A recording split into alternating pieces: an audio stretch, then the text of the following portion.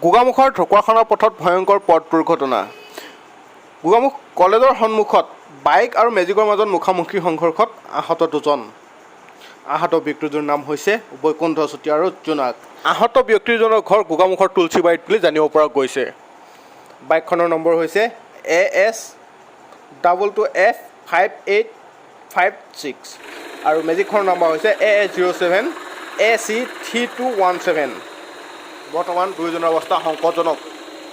আমি জনাই আছোঁ যে গোগামুখত আজি সন্ধিয়া 5 বজাত হোৱা ভয়ংকৰ পথ দুৰ্ঘটনাত আহত হৈছে দুজনকৈ ব্যক্তিজনৰ নাম হৈছে বৈকুণ্ঠ চুতীয়া আৰু জোনাক বুলি জানিব পৰা গৈছে। বাইকখনৰ নম্বৰ হৈছে AS22F5856 আৰু মেজিকখনৰ নম্বৰ হৈছে AA07AC3217। বৰ্তমান দুয়োজনৰ অৱস্থা সংকটজনক বুলি জানিব পৰা গৈছে।